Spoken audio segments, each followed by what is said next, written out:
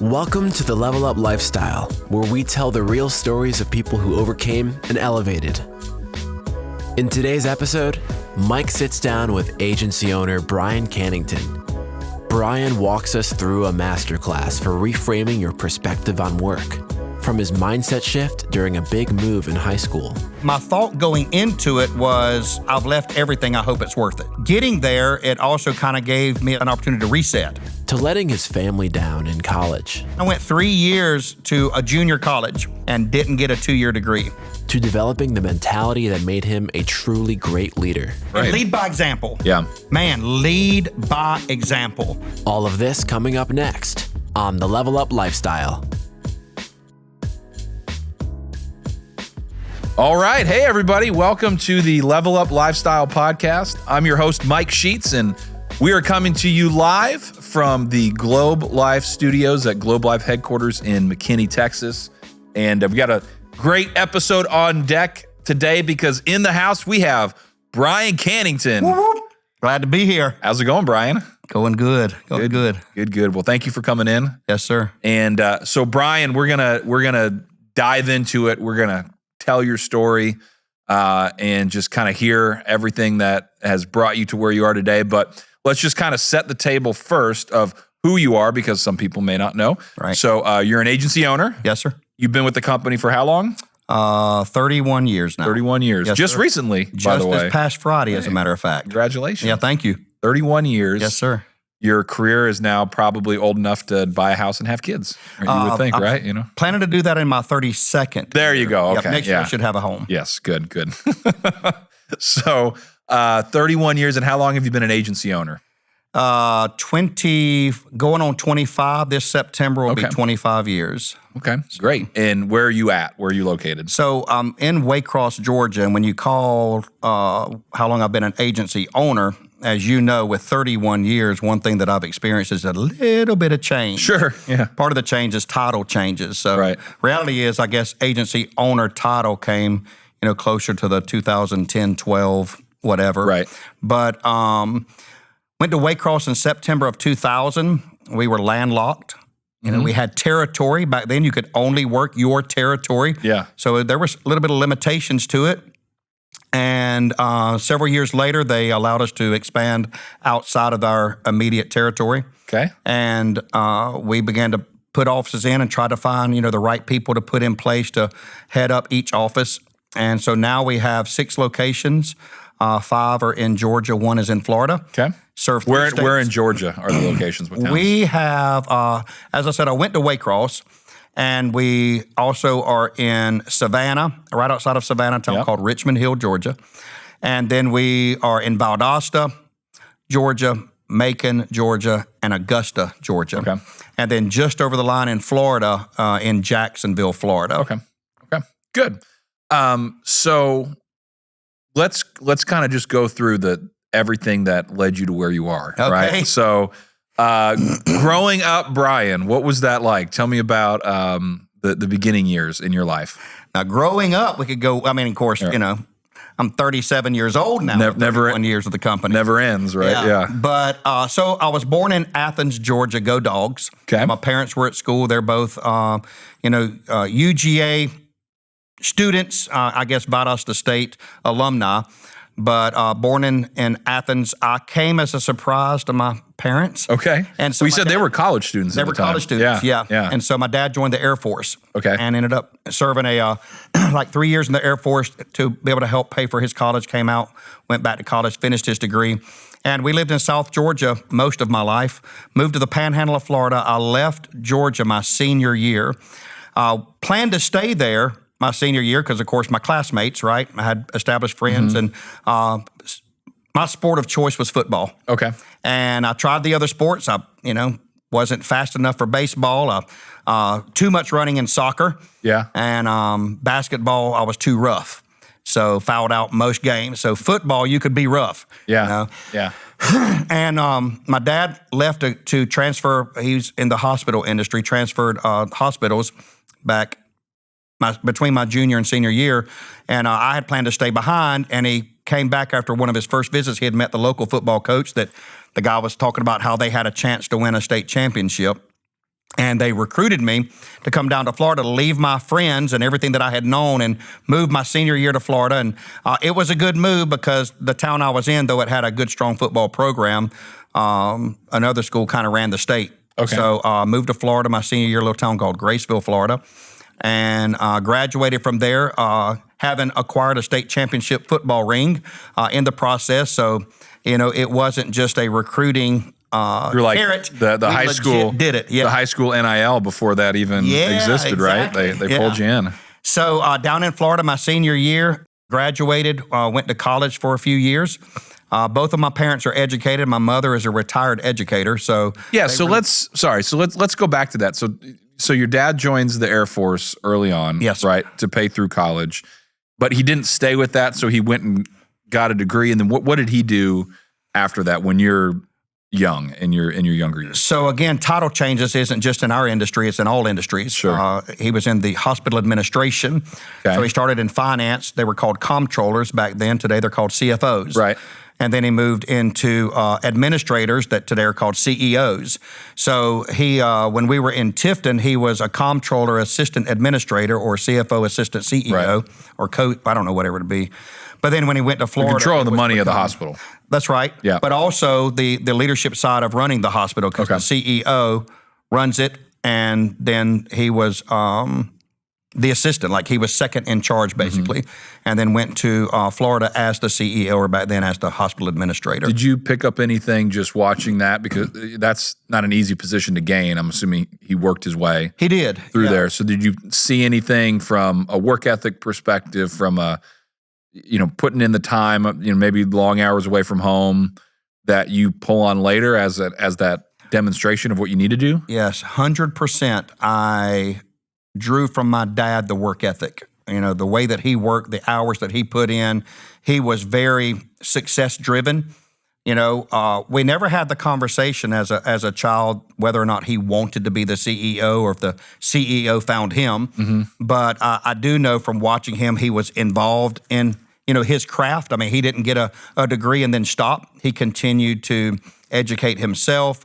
He continued to move into leadership roles. He served on a rural hospital board out of Washington. Okay. And gave him some opportunities to rub some elbows up there, which led to, after his retirement, he was like a consultant, ended up going to work for International Medical Corps, which led him to Basra for 3 years. Wow. So he was over there helping set up a hospital, a children's hospital, right in the middle of, wartime and everything else. It was very dangerous, but he felt like that was where he was called to be. So again, the sacrifice to leave family and to go over there. We didn't get to see him very often. We talked as often as we could. There's a time difference back in the days of Skype. Yeah. But watching him move through the stages wasn't as much of a conversation as much as it was his illustration. Like I was able to watch it, I observed it. Yeah. And in the times of conversation when we talked about my work ethic, one of the things that he said to me that always stuck was, make sure your employer is glad they hired you.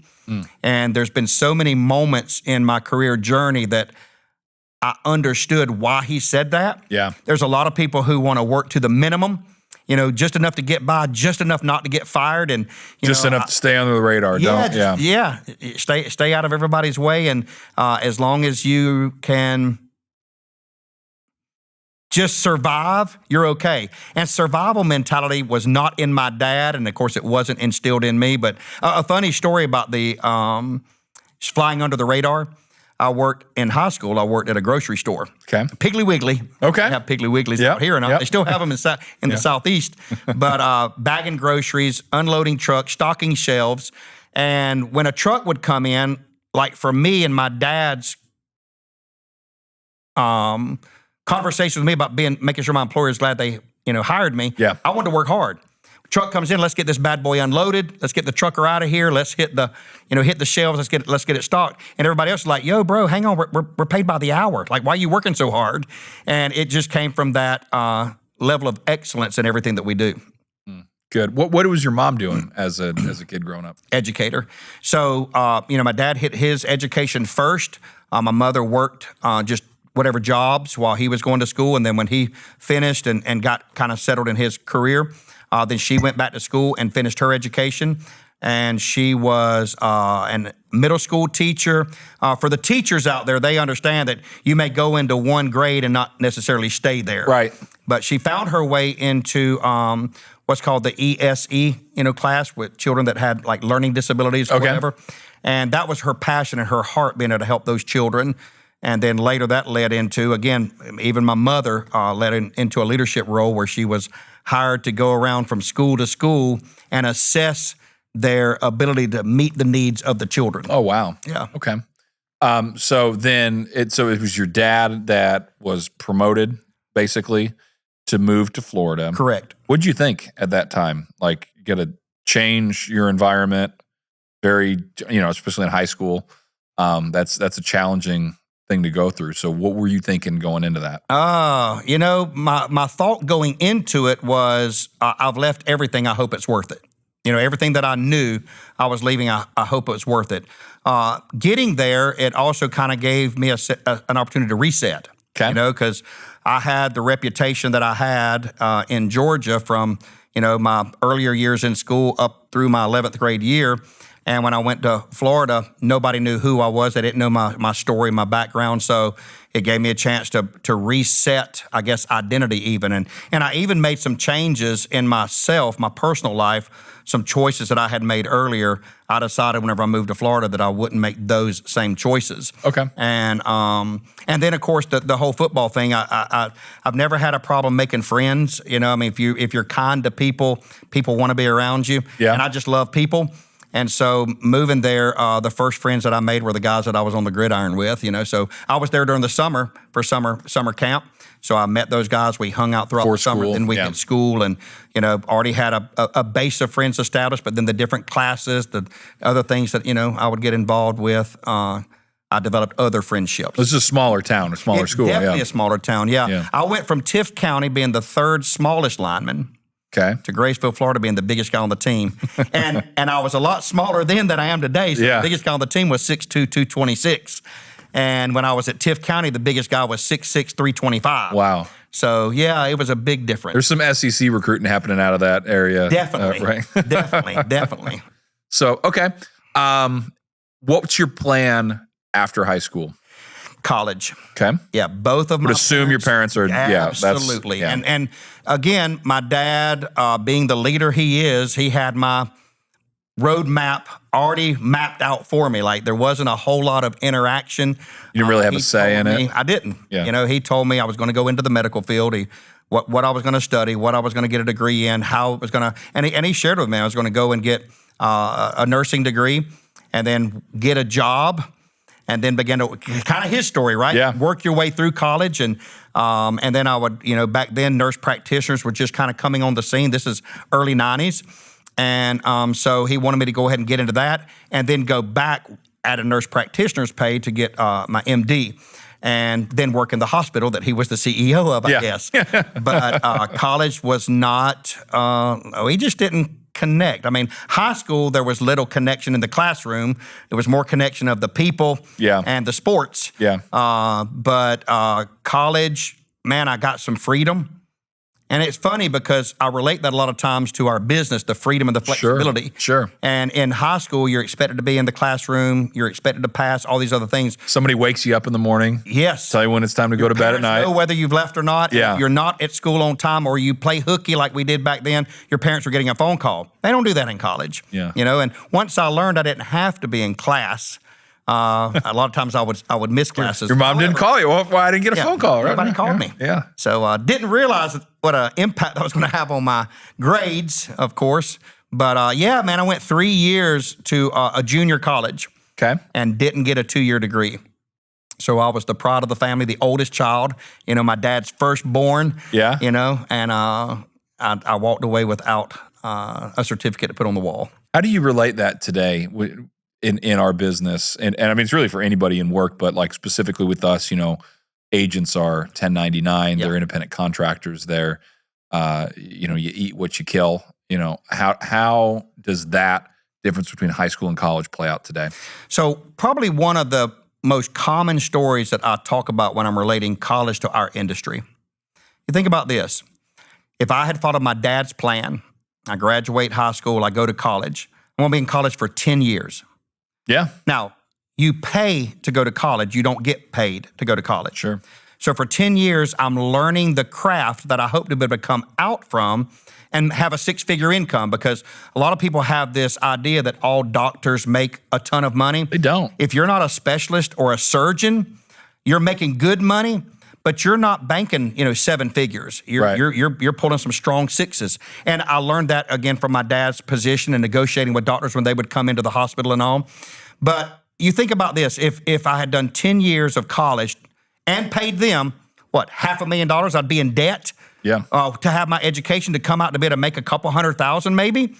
And I come into the insurance business that the first 10 years, let's just say, is my education, but I'm not having to pay for the education. I'm getting paid to educate. And I've said many times, I wish that we could shift the mentality and make agents pay to come to work here and get the opportunity to not make a six-figure but a seven-figure income.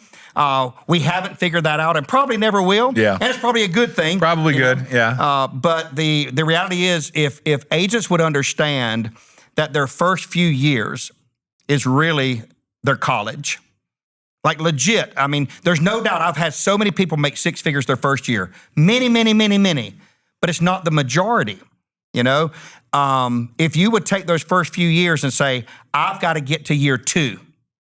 And then first you got to get to month 2. Right. It's day 2. Day 2. Hello. Yeah. And then year 2 and then year 3. But it takes a few years to really get salted down on being 1099, being commission, performance paid, all those other things. And if the mentality would shift from day 1, I want a corner office, on the top floor, overlooking the lake and the ocean, to knowing that's down the road. You've said something many times I've heard. It's not a sprint; it's a marathon. Yeah. And I remember whenever Luke made a comment about the difference in our compensation of commission versus renewal commissions. I know there's still a commission, but our direct pay commission account, today's sales pay me on Friday. But my renewal, the trailing revenue, pays me forever. Yeah. So I think of it's not a sprint, it's a marathon. I don't want to be paid just Friday. I want to be paid forever. And it's definitely worth the effort, the resetting of your mind. You have to do a mind reset constantly. Yeah, absolutely. Because we all hit walls. I've hit so many walls in 30 years. I'm still hitting walls, right? And we figure out ways through good counsel from peers of how to either go through it, under it, over it, around it. Every wall has a solution on how to get on the other side. It's just a matter of us staying there until we get on the other side. Right. So it's almost like when you first start, having that right mindset, but then knowing that your mom's not going to wake you up. Yeah. Nobody's going to put you to bed. You got to show up because, a lot of times in a traditional working sense, you show up, you work hard, you just kind of had a bad day, and maybe you didn't work hard, maybe you kind of coasted through, and sometimes that happens. It's almost like high school, like you're still going to get credit for being there, and you might not have advancement opportunities, you might get cut a lot of, at some point, but it's that let me stay under the radar mentality. Whereas here, this is college. No one's going to wake you up. No one's going to put you to bed. If you don't show up, there is no radar to stay under. Yeah. The ROI, return on investment, right? Yeah. You're going to get out of what you put into it. If you put in half-hearted effort, you're going to get out half-hearted results. You have to employ yourself. One of the first walls I hit in this business was as an agent. Mm-hmm. And I say this all the time. The agent has all the flexibility. If you're looking for a job that you're in control of everything, especially your paycheck, it's the agent's position. Yeah. And the problem with that is most people think the opportunity of controlling your schedule means you get to work less. But the reality is getting to control your schedule allows you to work more. And the more effort you put in, and it's not just effort in what we do, it's effort in reshaping this. I was talking to somebody earlier today about a podcast they listen to reshape their mind. And it's a completely different field that they're in, yet the nuggets that they pull from it to go, I knew this, but I'm not doing this. Yeah. Kind of like this. Somebody's going to hear it go, I knew that, but I'm not doing that. Yeah. But I was an agent, and because I loved people and I was genuine and was there to help, selling wasn't difficult for me. And so I realized I could make good money and not have to work as hard. And nobody taught me 9 to 5 paid my bills, 5 to 9 gave me freedom. Right? That's good. And I shared with you and Steve, whenever y'all first came, that we ran a 9 to 9 schedule, and that's where that mentality came from. I mean, you can hit your 8-hour day. Congratulations, you're paying your bills. But if you want that breakthrough, it's what you do outside of what's figured the 8-hour workday, the 40-hour work week. I don't work 40 hours, and it's not because I have to; it's because I get to. Big mind shift, right? I don't have to, I get to. And because I get to, I get the reward and the ROI on my time invested because I'm investing into the business. Yeah, and you get to give more to your family, and your daughter has different life, and you're able to put yourself in that position because you have that. Absolutely. You know, so many people associate freedom in this type of an opportunity of I'm free from having a boss telling me what to do. I'm free from having to wake up in the morning and I don't want to go to the office, or I don't want to go to work, or, you know, I come home and I'm tired. I'm free from that. But you're not wealthy because you got the opportunity. The freedom is you can now go take it to wherever you want. Absolutely. But it's not freedom from working. And that, you know, what do you think? I mean, I think that's sometimes where people go wrong, where they come in and think, oh man, I found it. This is what I want. Freedom, opportunity of a lifetime. But you don't realize that, yeah, you want to earn doctor, lawyer level income. You don't have to go to medical school and do a residency and then do some other stuff. And be in debt. And be in debt. Yeah. And do all that stuff. But it doesn't excuse you from the time. Correct. And the energy and the effort. Correct. And so that's, you know, you have the freedom to take it as far as you want, but you don't have the freedom to not put in the work. Correct. And that's the thing, you know, you mentioned a while ago, the freedom of not having that boss. You know, the boss is going to determine what your pay is. When you're working directly under somebody else and you have no control of it, you can be the hardest. I mean, I was the hardest worker, and on Friday we got the same paycheck. Yeah. And what I realized was being paid hourly was the way to finance failure. You know, they had to pay me less because the guy who didn't want to work hard, they weren't willing to pay him more. Yeah. Yeah. So I wasn't getting paid for my efforts, and he was getting paid more than what his efforts should have been producing. Yeah. So, you know, it's funny. Really, the high school college analogy hits so many levels. It's the freedom. The boss is your mom, or your dad in high school. They got to wake you up, and then you graduate and say, "I'm going to college. I don't have to deal with that anymore. I'm free. I'll wake up when I want." Well, guess what? You missed the class. Yeah.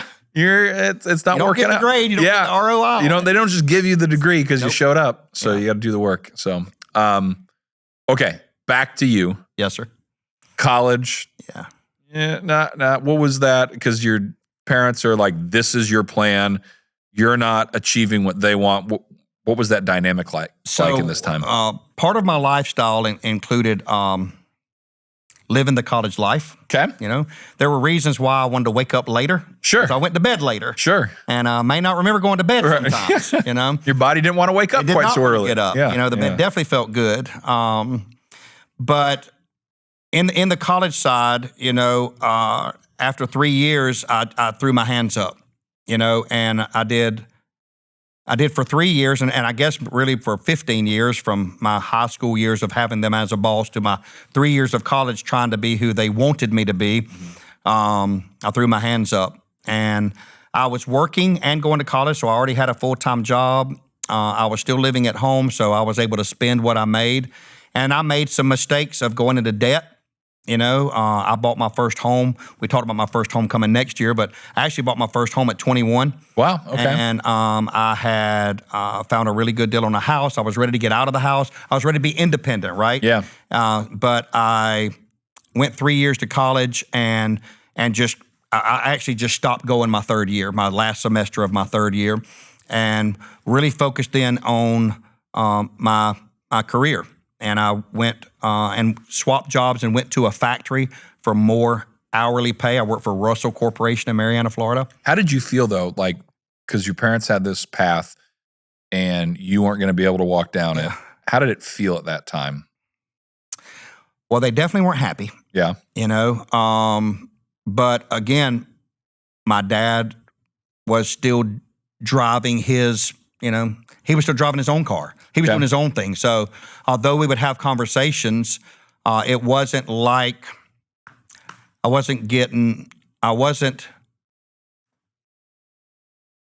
weren't giving me a hard time about it. Okay. They were just saying, I need to think. I mean, by now I'm 20 years old, and I need to figure out what I'm going to do. Like the free ride is over. Yeah. Living at home, paying for my college, all those things, putting gas in my vehicle. Even though I worked a full-time job, I still wasn't required to pay all of my bills. I paid some of them. But the free ride was over. So that's when I had to, put on my big boy britches and say, I got to figure it out. Yeah. And I had them to counsel me, but I didn't have them directing me. And so that's why I say I started looking for a different job. And I knew in the back of my mind, how did it feel to Brian?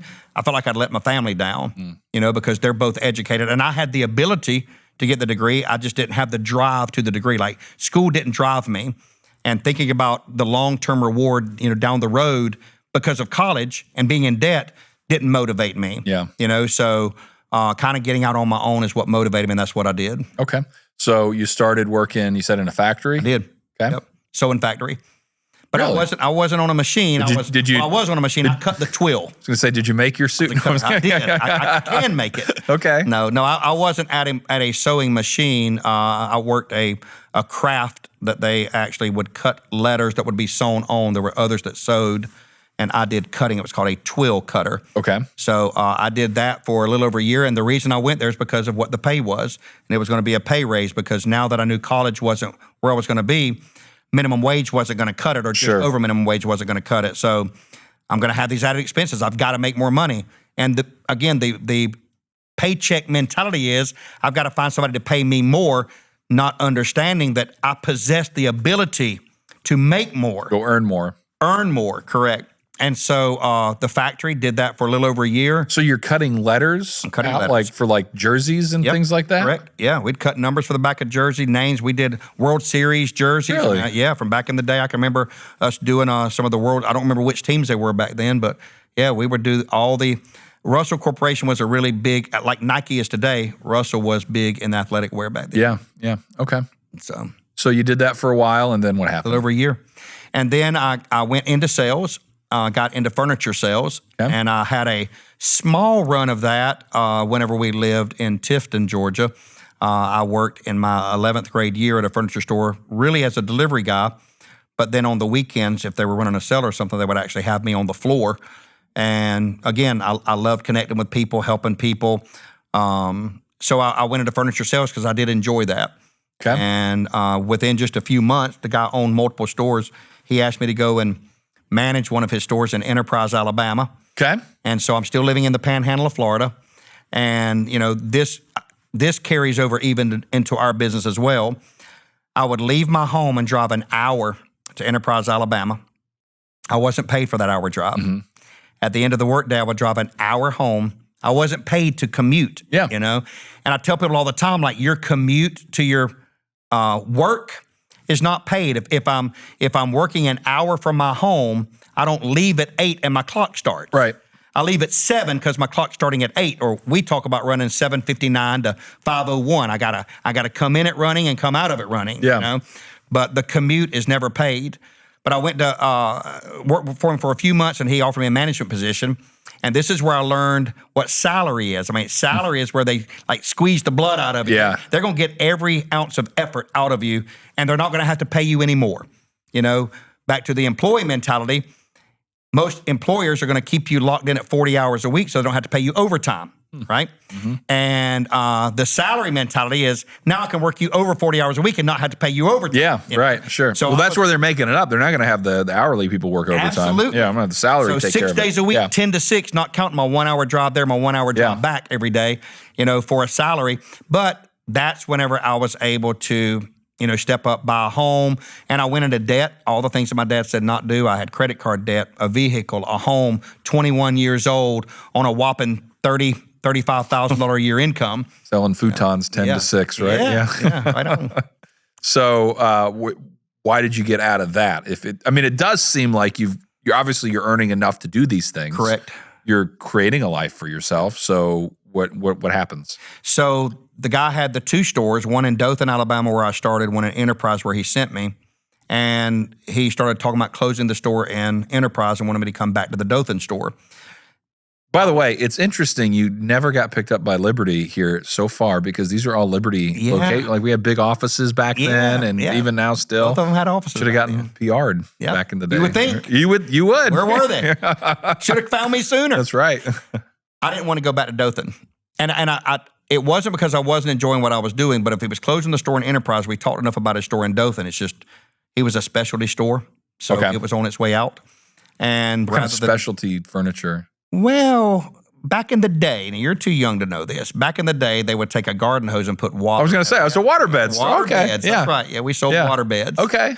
And so water beds were hot. My grandparents? No, yeah, probably. I had one. Yeah. That's how we met the guy. Okay. My parents had bought one for me, and then later he recruited me. Yeah. And I ended up going to work for him. But I always wanted a waterbed when I was a kid, in the early 90s. I'm sure they're probably still around somewhere. Somebody's got to have one. Absolutely. You would think, yeah. Absolutely. Okay. So I didn't want to make that trip back. And the problem was now my debt was comparable to my current income. Okay. Which, without a college education in the early 90s, I mean, $30,000 a year was good money. Even the local police department, they were making $13,000, and the local deputy sheriff was making $18,000. I mean, people forget the value of the dollar. So when they say $30,000, they're thinking of $30,000 a day. Well, $30,000 then may be like $60,000 a day. Yeah, absolutely. So I was making really good money not to have a college education. And replacing that I knew was going to be difficult. And so a little bit of fear and intimidation set in, but I began just looking. And again, just Liberty didn't find me. I found Liberty. Now I was personally recruited. So you did end up getting personally recruited. I did end up getting personally recruuded. Did you sell a waterbed to John Brooks or something? I did not get to John Brooks. He came later meeting him. But my story earlier about my years in high school and college, my degree, I did get a degree in college. It was in alcohol. Oh, yeah.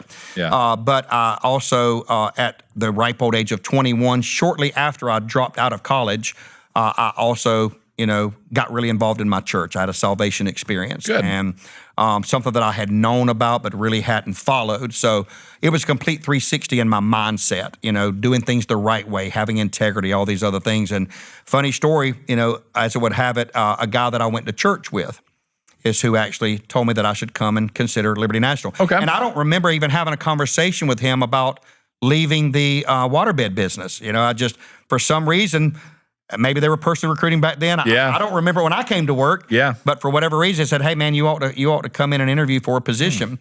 And so my first thought was, no way on insurance. I mean, I'm a Christian. How can I sell insurance? I thought you had to have a little integrity issues if you're going to sell snake insurance. oil. It's kind of car salesman. Insurance salesmen and attorneys, right? All of them have to be dishonest to be successful. And that was my mentality. And here's the thing. I was 20, 22, 23 years old. I don't even know where I got that from. I don't remember my parents saying insurance people are crooked or car salesmen are crooked. I don't know where it came from. There's a little of that stigma, though. I mean, I remember that when, 18 years ago, I got into this business, and it was the same thing kind of coming out of college. Oh, yeah. I was coming out of college, and I'm like, I don't want insurance. I actually posted my resume online, and I checked, do not contact me about insurance or sales, because I just, salespeople, insurance, no, I don't want any of that. And, so there's that stigma's out there, and you're right. I don't really know where it comes from. Sometimes, you hear things about, oh, it's the insurance company. But it's kind of that way, like when you say like a lot of industries it's the people. 100%. That's exactly, when you said, I don't really know where it comes from, I was sitting here thinking, well, it comes from, like, the reason you don't want to go to the car lot is because of the pushy car salesman. Yeah. Not because of the guy that comes out and says, hey, what are you looking for? Let me try to help you. It's because of the guy's like, you're not leaving without signing something. Yeah. And same thing I think and you with think insurance. Every person you interact with is that guy saying, I'm not going to let you leave. Right. And the reality is, they're not all like that. Right. And so as I was, thinking about this whole insurance gig, and I was praying about it, just what you said, I realized industries aren't crooked, people are. If there is an industry out there. There's somebody who has shortcut the system. I worked at the police department whenever I was going to college, and I know of crooked law enforcement. Sure. I've worked in the furniture store, and I was sharing with you, a while back about a guy that was hired at the furniture store, a retired deputy sheriff. Yeah. Now, he retired from law enforcement. And then he got on the opposite side of the law, got arrested because he was selling furniture after hours for cash out the back door. Knocking water beds out the loading dock. Right? Yeah, exactly. So, furniture sales has crooks. Church, I'm involved in my church today. I mean, there's pastors, they're lay people. Yeah. They don't have integrity. And so industry in and of itself, we determine the culture. And that's one of the things we really push hard is protect culture. Yeah. You've got to build culture.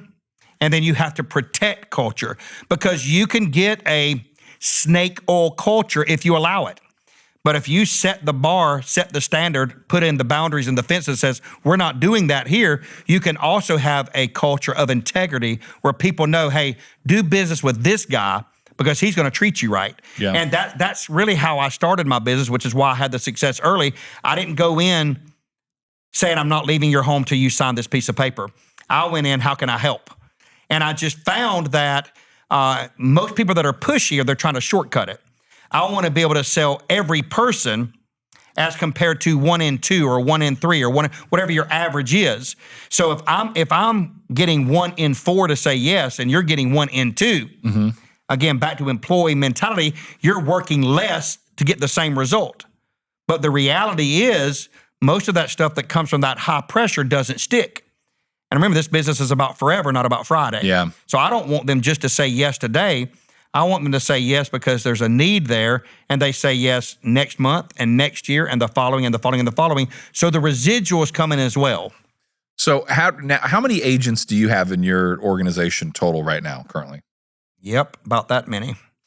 I would say probably about 150. Okay, you got 150 people. Right. So how do you install or instill a culture with 150 and growing, right? You'll get to 200 and 250 and you'll keep on growing. How do you install the culture and then how do you protect it in that large of an organization? Well, everything rises and falls on leadership, so it starts with me. I've got to make sure that the boundaries that I set, I follow. Okay. It can't be do as I say, it's got to be do as I do. So when I start bending rules, when I start making exceptions, when I start operating in a gray area, what I've learned in leadership is wherever you set the lid, wherever you set the boundary, just about everybody else is going to follow it. Very few people are going to go beyond what you say it takes. Right. Most people are going to fall under it. So if I set the boundary of, 1 gray area a year, somebody else is going to do 2 or 10. So by saying that there's no gray area, it's black and white, it's right or wrong, hopefully the people stick to that. And then if you find that they're not, you can have the conversation because of your expectation. That's installing the culture, right? Sure. Instilling it in the people. And then it's just a matter of... But walking it gives you the right to hold people accountable. Correct. Yeah. Yes, sir. But then you also have to have the conversation. You're not going to learn anything. When I first started, I had 1 office. I knew everything that was going on in the office. And one of the things that I had to learn in growing was I don't know everything that goes on in every office anymore because I'm not there every day. Yeah. Right? So by building relationships with the people who are there and just having conversation, you don't have to really go looking for anything. There's a scripture that says your sins will find you out. I mean, that's biblical, right? Yeah.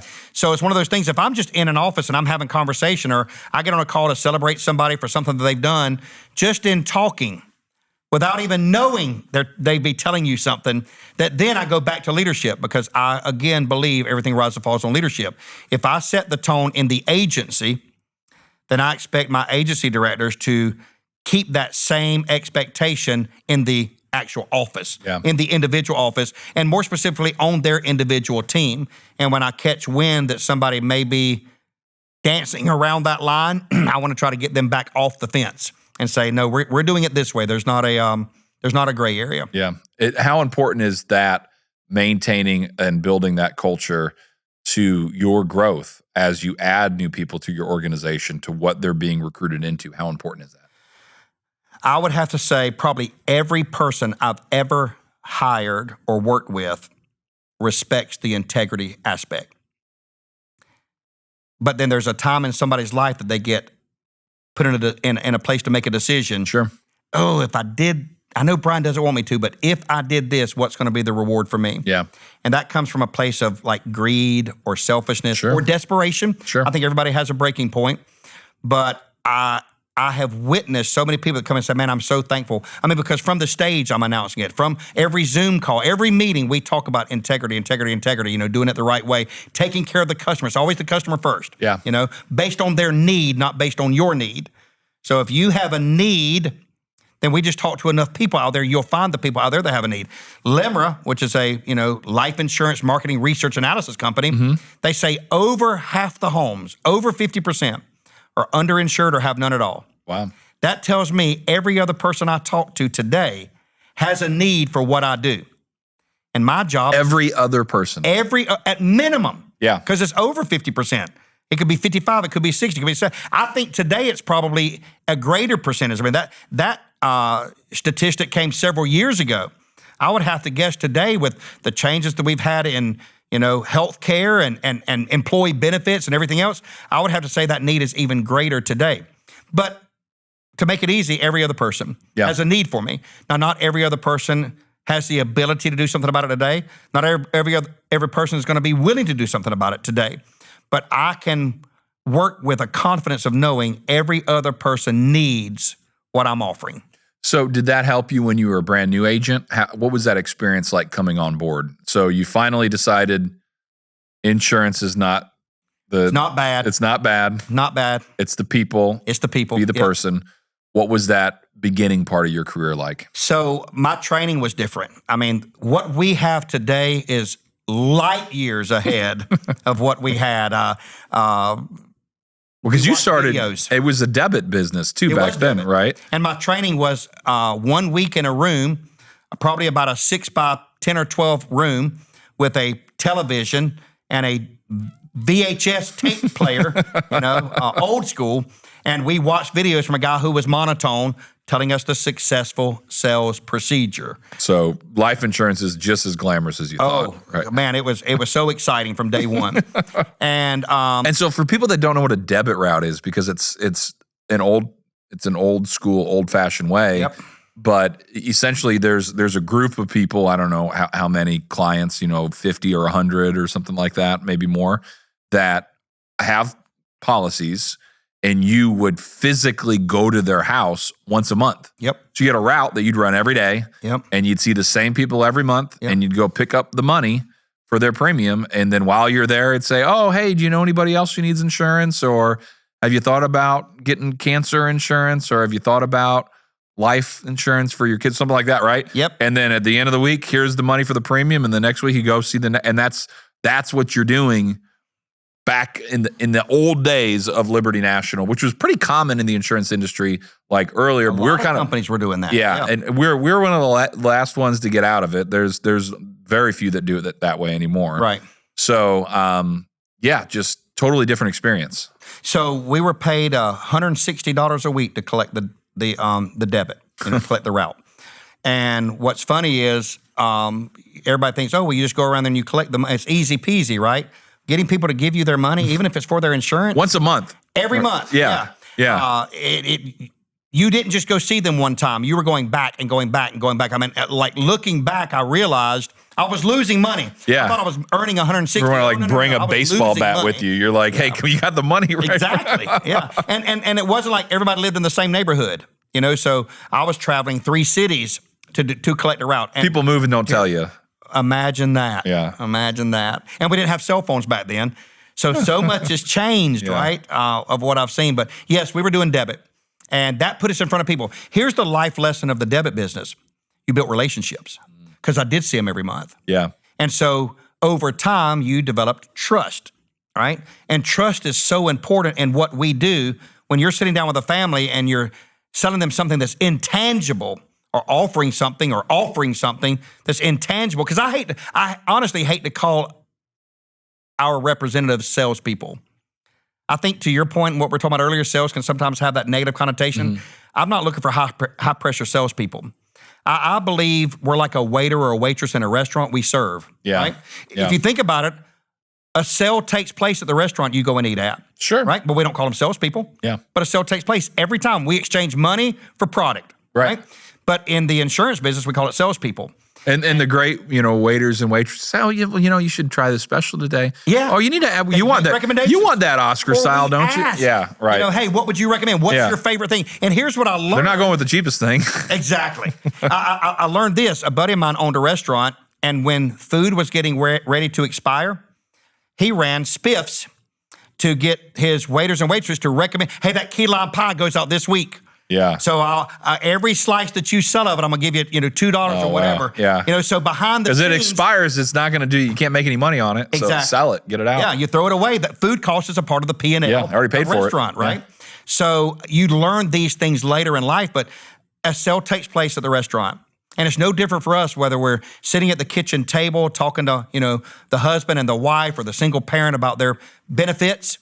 At the end of the day, I'm educating them. I'm answering their questions. I'm bringing to the forefront of their mind. Number one, we talk about 50% of the homes out there need what we have to offer, but 100% of the homes out there are going to use what we offer. Yeah. Think about that. Yeah. 100% of the homes are going to use what we have to offer. So I'm going to go in. Nobody sits around the kitchen table and talks about, when I die, this is what I want. Right. So I have to interrupt their life, and I have to say, hey, by the way, death is a reality, as is sickness. Sure. Between cancer and heart disease and accidents and everything else. Have you made sure that your family is protected? Because when you're dead and gone, it's not affecting you. It's affecting your loved ones. And we have to help educate them on that reality. I was talking to a friend of mine earlier, and he was telling me that just 2 weeks ago, somebody our age went to bed that night and didn't wake up the next morning. Crazy. And it happens every day. I lost a brother at 33, an uncle at 42. Both of them to heart trouble. One had heart trouble, but it was still unexpected. Yeah. One didn't have heart trouble, or maybe he did, we just didn't know about it. Yeah. And both of them, weren't here the next day. And then a stepfather at 65, they've been riding motorcycles for 50 years, killed in a motorcycle accident. Yeah. But he'd be the last person that would happen to. But it happens to people. That's why they call it an accident, right? An unforeseen incident. Yeah. It's an accident. And that's what happened to him. So death is a reality, as is sickness, as is the financial expectation from everybody involved, whether it's prescriptions or doctors or hospitals or the funeral home. Everybody's expecting to get paid. And if you don't have the cash to pay it, there's going to be trouble, right? And GoFundMe is not life insurance. Right. We don't mind asking everybody to chip in on GoFundMe, but we don't want to ask somebody, hey, why don't you take care of your future need today for pennies on the dollar? Right. So as an agent, when did leadership start coming in or moving into leadership, becoming a district manager is what it was called back then, then a branch manager, and then eventually an agency owner? When did you make that decision to get involved in leadership? So when I talked about hitting a wall as an agent, because sales was easy because I cared about the people. I didn't go in as a salesman. I went in as somebody. I went in as a friend. We built relationships, right? That flexibility, the freedom that I had. Mama wasn't waking me up every day. The boss wasn't looking over my shoulder. Yeah. I got to where I wasn't putting forth the effort. And of course, my paycheck reflected it. And of course, I blamed the business. I blamed leadership. I blamed the products that we had available. It was everybody else's fault. It's not you. Not me, by golly. Yeah. Not the fact that I was working 2 days a week, 3 days a week, or, starting late and going home early, just had a different mentality. And it was November, December 95. I've been in the business for about a year and a half. I'm struggling. I'm having to look for another job. Man, I think about this all the time. What would happen if I'd been able to replace my $35,000, my $36,000 a year income back then? I wouldn't be here with you today, probably. Right. And I started looking around, and as I was looking, everywhere that I looked, here's what I had to do. I had to show up. I had to work 5 days a week, and if I went on salary, maybe even 6 days a week. Go back to what I was doing. Had to be there at 8 a.m. I had to be there at 8 o'clock. Yeah. Or whatever time it was. Or you get fired. I had to give it my 40, right? Yeah. And I thought, well, before I go letting somebody else, I didn't want to go back to somebody else telling me what I could make, what I was worth. Why don't I hire myself? Why don't Brian give Brian 40 hours a week? What would happen if I gave it?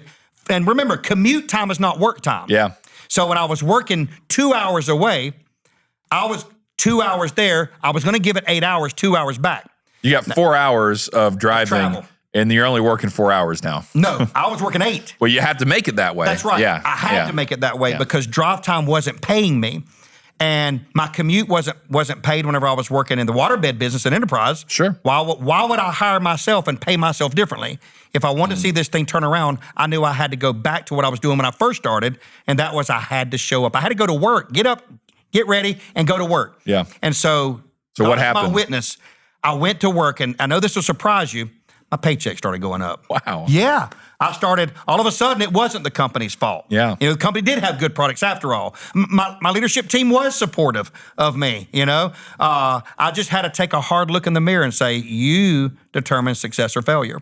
And I hired myself, and I started off working 40 hours a week because that's what my mindset was of a full-time effort, right? Yeah. And remember,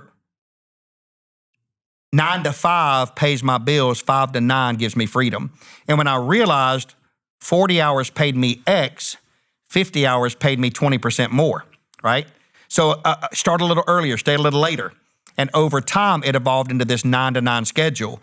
And I started, starting early, staying late. And I made more in 96, January through August, than I did my first year or that second year for the full year. Wow. Make more than 8 months. Wow. And because of my success, of course, I caught the attention of my district manager back then, Robbie Richards, and he taught me about going into leadership. Okay. So September of 96, I was promoted. I took the same work ethic that I came to terms with, that if I want to be successful, what it's going to take. And I hired people to work. I did not hire people to show up. I hired people to work and to do it with integrity, because remember, that was the big thing to me. So 4 years as a sales manager, we're called sales managers back then, and that name shifted to unit managers, and then now today it's agency directors. But 4 years as a sales manager, I built a team. I took a team of 3. Let's go back to the debit days. We were still collecting when I did it. Okay. So we had 9 positions available. I had 3 people working. I had to collect the other 6. Yeah. I wasn't collecting 1 route, I'm collecting 6 routes. Wow. But thank God, that same year that I promoted, Liberty made the decision to get out of the collectible, and we transitioned that year.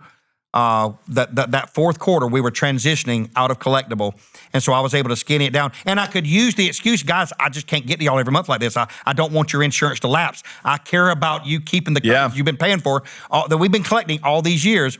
And so I was able to move a lot of them over to a bank draft. And then the successes from the AD position gave me an opportunity to be promoted as one of the youngest guys back then, 29. And I was promoted to have my own office, remember, territorized, my own office in Waycross, Georgia. Carried that same mentality to Waycross.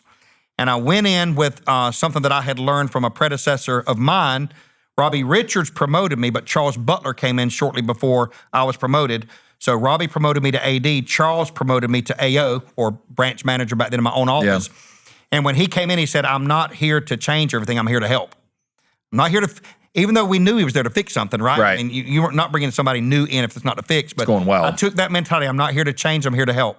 And that helper's mentality, to lead with love, to help others be successful. I quote Zig Ziglar, I paraphrase him. I don't quote him, but I paraphrase him all the time. Help enough people achieve their goals and you achieve yours. I don't have to focus on mine. I focus on yours. Get people what they need, you'll get what you want. Every time. Yeah. Every time. So Waycross, September 2000, and here we are today. Big city of Waycross. The big city. Yes, sir. 30,000 in the county. Okay. Yeah. 30,000 in the county. Yeah, the entire county. City's like 16,000. Yeah. Yeah. I have a good friend, and his wife is from that area. And I came to your kickoff meeting, and I was at their house, and she was on FaceTime with her mom, and she's like, "Oh, hey, Mike's going to Waycross," and she said, "Oh Lord, they're gonna put your name on the Chick-fil-A sign." Exactly. That's the town. Mike Sheets. I looked. I was kind of disappointed, but no. I tried. I didn't have a relationship there yet. Yeah, we got to close that. Eat enough chicken. Yeah, right. So in this small town, yes, sir. How do you not let the territory be the excuse? Because I believe it's the person, not the place. Yeah. How do you make it be the person in spite of the place or a small territory? Well, so Ware County has 30,000 people. Okay. Limerick says 15,000 of them need what I do. Sure. So right off the bat, in my own backyard, I've got 15,000 people that need what I do. but my territory was 8 counties. And in doing research on the census of the 8 counties, we had just shy of 300,000 people. So in the 8 counties that we served, there was 150,000 people that needed. Everything in the South Georgia area that we're in is very rural. So, Ware County has 30,000, Coffee County has, 30, 40,000. All these counties that we had around us, there wasn't any big city. And that's why I was so thankful during the Andy King era, whenever he removed the fences and said, here was a comment he made. I got all these comments that like stuck. Sure. He said, 1 dog at the bowl eats at leisure, but 6 puppies around it are going to get after it, Sure. And I raised dogs, years prior. So I know what it's like when you bring food out for the puppies in one big bowl and they're all pushing each other out of the way. They're getting after it, right? Yeah. So the fences were raised, and that's whenever I started putting offices in. So from 2000 to about 2008, I was 1 office, 8 counties, but we grew that, Mike. And that's why I say, to your point about not letting the territory be an excuse, there's plenty of opportunity in my own backyard. Yeah. Now, there's more opportunity as you expand, because 90 miles away, where we now have an office in Jacksonville, Florida, 1.4 million. Well, now we're talking about 700,000 have need for what we do. Or more. Or more. Yeah. So being able to go outside of an area, not having, I won't say not having any limitations, because, we serve 3 states. Why would I go to Colorado when how many states would I have to cross to get to Colorado that have the same needs? It's not the land, it's the man, right? Yeah. So I could go to Colorado and make this work, because the system is proven, and it's proven in small town USA, and it's proven in Metroplex USA. Sure. But I've got enough in my backyard that I don't have to go out that far. Yeah, that's great. And from there, that's where you've really built this agency, right? Yes, and you said how many offices now? 6. 6 offices. Yes, sir. It's just it's a great story of doing that and just putting in the time, right? That's right. Lean into it. Don't be afraid. And lead by example. Yeah. Man, lead by example. Yeah. I see so many people that get into leadership and they think they've arrived. They take boss mentality. And I hate boss or manager. Bruce Leali and I were in a conversation last year, and I've always hated the word managing. And he's like, well, you're going to have to, I need you to make sure that you're managing. I was like, bro, I don't manage, I lead. He said, no, manage the data, lead the people. That just clicked, right? Yeah. Manage the data, lead the people. And he's right. You still have to dive into the numbers. Numbers don't lie, but you lead the people. Yeah. Management is a process of doing things to, I feel, influence the result of other people. Yes. Right? I agree. And you can't influence people if you're not leading them. Yep. But you can't manage them if you're not looking at the data either, right? Yeah. So yeah, it takes both. Yep. Good. Well, Brian, thank you so much for coming on here and sharing your story and everything that's led you to where you are. So appreciate you being here. We got one last thing to do. All right. This is everybody's favorite part. If you're watching, you can see on both sides here, we've got all of our former guests are listening to you. And so we have your bobblehead. So I'd like to present you your official Level Up Lifestyle bobblehead. Let's go. Here is Brian Cannington. Hello. Look at that, right? Look at that guy. Who is he? Wow. That's good. I like it. And his head's shaking about like mine does. Yeah, right. What am I doing here? Where do we go from here? They say that, kind of like at the NFL Hall of Fame, the bobbleheads talk. I would absolutely believe your bobblehead, if any of them are going to talk, your bobblehead's going to start talking. It might start the whole trend. No doubt about it. So if you kind of just think that this bobblehead, represents everything that you've gone through to become who you are today, if you were to go back to that moment where you are out looking for another job, right? It's not going to work. And if you could tell yourself back then what you know now, what would you tell yourself? Well, looking at the bobblehead, I would tell myself to lose some weight. That's a good looking bobblehead. That looks good. That's a good bobblehead. So 2 things on the bobblehead. Number 1, the guy's in shape. Yeah. So in my business, I got to make sure that my work is in shape. Okay. I'm doing what it takes to be successful, right? I'm putting forth the effort. I know to look like this guy, you got to eat right. You've got to exercise. You got to. It's a mind thing. You can't settle. Sure. You know. Same thing in our business. For it to have the success, you have to be fit. But then the other thing is on the bobblehead. The funny thing about them is the big head. Don't get the big head. Don't arrive. One of the things that I've learned is recruiting and training. We talk about the 3 categories: recruiting, training, leadership development. Yeah. It took me a while to realize the leadership development is like the pinnacle of all of it. Like that's the destination. It's the multiplier. To train them, to develop them. And had I known 25 years ago coming in as an agency owner that leadership development would be so important, I would have started that a lot sooner. That's good. That's good. Well, Brian, thank you so much. Appreciate you being here. Yes, sir. Thank you. All right. Thanks, everybody. Thanks for joining us today. We hope this episode has inspired you on your path to success. Make sure to subscribe so you don't miss the next story. See you soon on the Level Up Lifestyle Podcast.